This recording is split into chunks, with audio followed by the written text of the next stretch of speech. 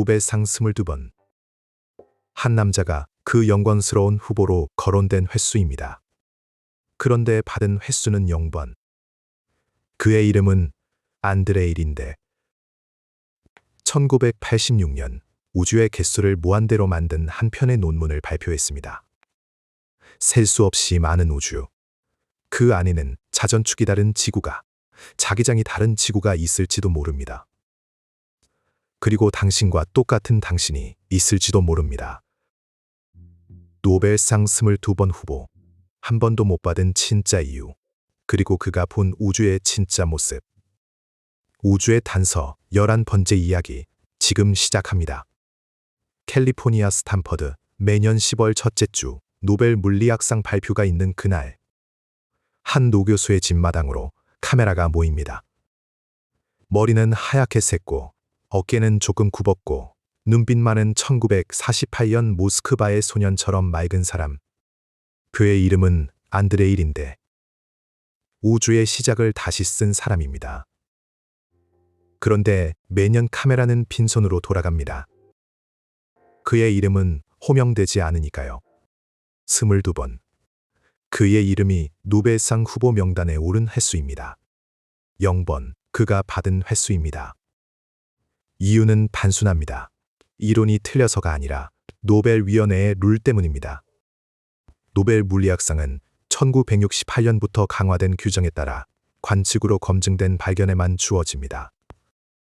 그런데 린데가 본 우주는 원리적으로 우리가 결코 관측할 수 없는 우주입니다. 지난 단서 10번째 이야기를 기억하시나요? 우리는 한 숫자 앞에 멈췄습니다. 10의 10의 123제곱분의 1. 영국의 수리물리학자 로저 펜로즈가 자신의 책에서 계산한 우리 우주가 정교한 모습으로 시작될 확률. 너무 작아서 0과 구분이 안 되는 숫자입니다. 그런데 그 숫자를 단숨에 무의미하게 만드는 답이 한 줄로 가능합니다. 우주가 하나가 아니라면. 이 답을 1986년에 정식 논문으로 내놓은 사람이 안드레이 린데입니다. 그가 본 우주는 인류가 아직도 그 진위를 가리지 못하고 있는 우주입니다. 오늘 그 한 사람의 침묵 속으로 들어가 봅니다. 이야기는 1981년 1월 15일에 시작됩니다. 미국 물리학회 학술지 피지컬 리뷰 D13권 347쪽에 한 편의 논문이 실립니다. 저자는 앨런 구스, 당시 슬랙 국립가속기연구소의 무명 박사후 연구원. 제목은 인플레이션 우주, 지평선 문제와 평탄성 문제의 가능한 해결책. 빅뱅 직후 10의 마이너스 36초에서 10의 마이너스 32초 사이. 우주가 한순간에 가짜 진공이라는 불안정한 상태에 갇혔다가 폭발적으로 부풀어 올랐다는 가설입니다. 이 한 줄이 그동안 빅뱅 이론이 풀지 못한 문제 3가지를 한 번에 해결합니다. 지평선 문제, 평탄성 문제, 자기 단극자 문제. 그러나 구스의 첫 모델에는 결정적인 결함이 있었습니다. 부풀어 오른 우주가 매끄럽게 빠져나오질 못합니다. 이른바 우아한 출구 문제. 이걸 1982년에 2갈래로 고친 사람이 있습니다. 먼저 안드레이 린데, 그해 학술지 피직스 레터스 B108권 389쪽에 신인플레이션 모델을 발표합니다. 같은 해 안드레아스 알브레이트와 폴 스타이나르트가 독립적으로 같은 결론에 도달합니다. 핵심은 슬로우 롤. 인플라톤장이 천천히 굴러내려가면 매끄러운 종료가 가능하다는 것이었습니다. 그러나 신인플레이션도 한 가지 문제가 있었습니다. 초기 조건이 지나치게 특수해야 한다는 것. 1983년에 린데는 다시 한 발 나아갑니다. 카오스 인플레이션. 이번에는 초기 조건이 무엇이든 상관없습니다. 우주의 어느 한 구석이라도 인플라톤 장값이 충분히 크면 그곳이 부풀어 올라 한 우주가 됩니다. 여기까지였다면 그는 이미 충분히 위대한 물리학자였습니다. 그런데 1986년 8월 14일 학술지 피직스 레터스 B175권 395쪽 영원히 존재하며 스스로 복제하는 카오스 인플레이션 우주. 린데는 자신의 이론에 한 가지를 더합니다. 양자요동. 미시 세계에서는 아무것도 없는 진공조차도 끊임없이 흔들리고 있습니다. 입자가 태어났다가 사라지고 또 태어나고 텅 비었다고 부르는 그 공간이 사실은 펄펄 끓고 있는 것이지요. 이 양자 요동이 인플레이션 중인 우주의 한 귀퉁이를 다시 한번 부풀게 합니다. 그리고 그 부풀어 오른 영역의 또 다른 귀퉁이가 다시 부풀고 또 부풀고 마치 박테리아가 분열하듯이 인플레이션은 자기 자신을 무한히 복제합니다. 빅뱅은 끝이 아니었습니다. 시작도 아니었습니다. 빅뱅은 무한히 일어나고 있는 일이었습니다. 138억 년 전 빅뱅이라고 부른 사건은 더 큰 우주에서 보면 작은 거품 하나가 갈라져 나온 순간이었던 것이지요. 같은 시기 또 한 사람의 이론이 합류합니다. 알렉산더 빌랭킨, 미국 터프츠 대학 교수. 1982년 11월 4일, 그는 무에서 우주를 창조한다는 논문을 발표한 사람입니다. 린데와 빌랭킨 두 사람의 모델이 합쳐지면 결론은 하나입니다. 우주는 하나가 아닙니다. 우주는 영원히 무한히 생성되고 있습니다. 한 편의 논문이 우주의 개수를 무한대로 만들어버린 것입니다.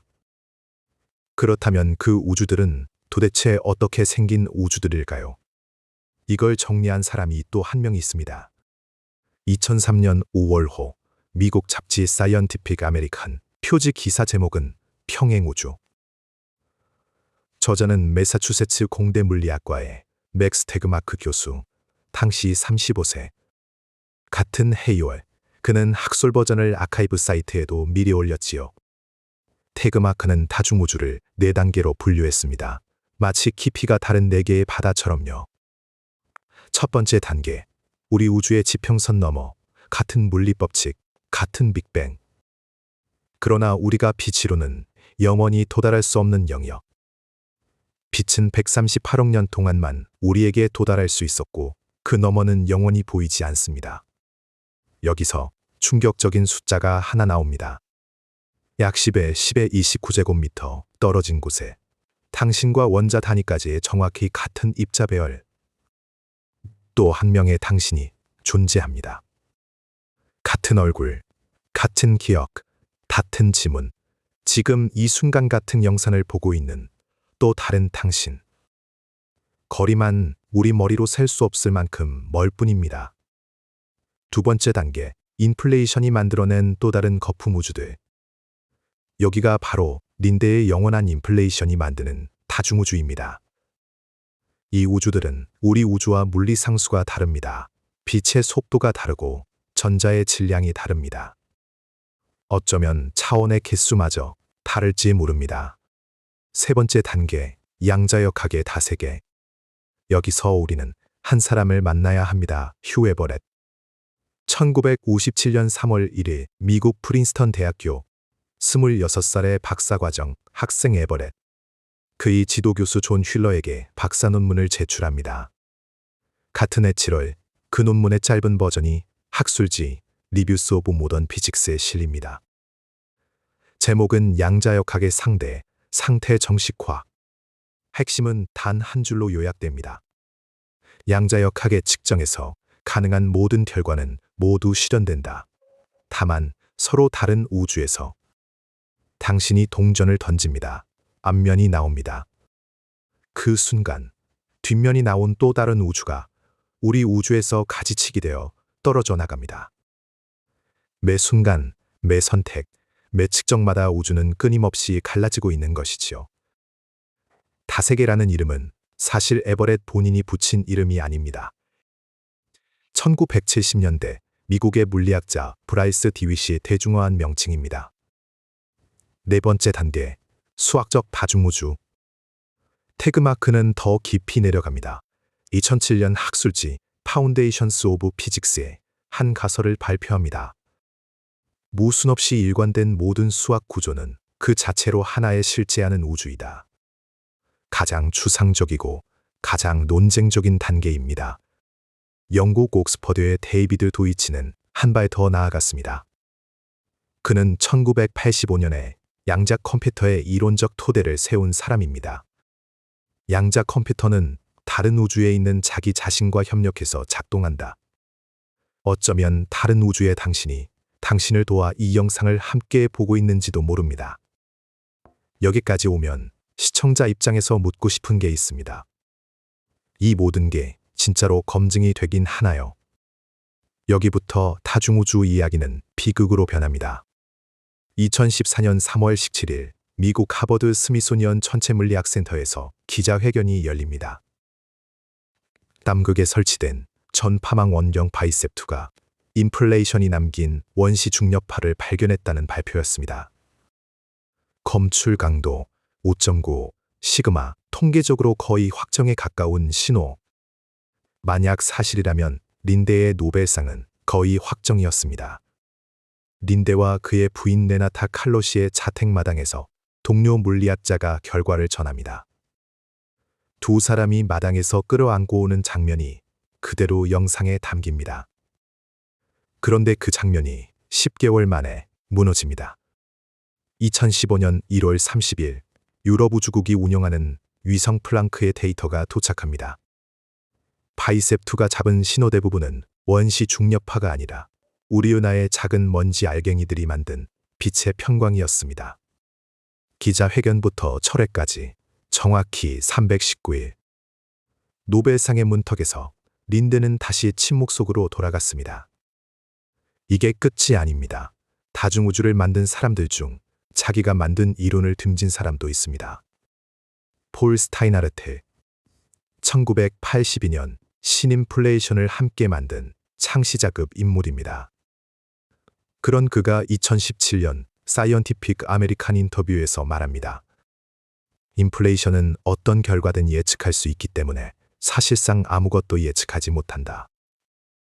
자기가 만든 이론을 자기가 폐기 처분한 것이지요. 그는 인플레이션을 버리고 순환 우주 모델로 옮겨갔습니다. 같은 시기 독일의 이론 물리학자 사빈 호센펠더가 한 발 더 나갑니다. 관측이 원리적으로 불가능한 우주를 가정하고 논문을 쓴다면 그것은 사이비 과학이다. 그것을 받아들이고서도 믿기로 한다면 그것은 종교다. 어느 쪽이든 다중우주는 과학이 아니다. 물리학계 한복판에서 나온 한 줄입니다. 그런데 비극은 이론가들 사이에만 있는 게 아닙니다. 타색의 해석을 만든 휴에버렛. 1957년 그 빛나는 박사학위 이후 학계는 그를 받아들이지 않았습니다. 코펜하겐 해석이라는 정통의 벽 앞에서 타색에는 너무나 이단적이었던 것이지요. 상심한 에버렛은 학계를 떠나 미국 국방부 산하의 군사연구소로 들어갑니다. 핵무기 표적 분석이 그의 새 직업이었고 1982년 51살의 나이에 심장마비로 세상을 떠납니다. 그는 유언을 남겼습니다. 자신의 유해를 쓰레기통에 버려달라고요. 그리고 14년 후 1996년에 그의 딸 엘리자베스가 스스로 목숨을 끊습니다. 그녀가 남긴 유서에는 다른 우주에서 아빠를 만나러 갑니다. 라고 적혀 있었습니다. 검증되지 않는 우주, 그러나 누군가는 그 우주에 자신의 가장 깊은 슬픔을 묻었습니다. 검증되지 않습니다. 비판자도 많습니다. 심지어 만든 사람조차 등을 돌렸습니다. 그런데 그래도 다중우주가 살아남는 이유는 펜로즈의 미스터리를 푸는 가장 단순한 답이기 때문입니다. 우주 상수의 정밀도 약 10의 마이너스 120제곱, 0이 119개 늘어선 다음에야 1이 나타나는 정밀함. 미국의 노벨상 수상자 스티븐 와인버그는 1987년 학술지 피지컬 리뷰 레터스에 이렇게 적었습니다. 우주 상수는 우리의 존재를 허용할 정도로 작아야 하지만 지나칠 정도로 작지는 않다. 무한한 우주들 중에서 우연히 정교한 우주에 우리가 태어난 것이지요. 별이 없는 우주에는 그 별을 보는 사람도 없으니까요. 지금 이 영상을 보고 있는 당신은 무한히 많은 우주 중에서 정확히 이 우주에 태어난 한 사람입니다. 다중우주가 진짜라면 그것을 결정하는 건 누구일까요? 다음 단서, 우주의 단서, 12번째 이야기. 양자역학에서는 관찰자가 우주를 결정합니다. 다음 단서에서 또 다른 우주의 당신과 다시 만나기를.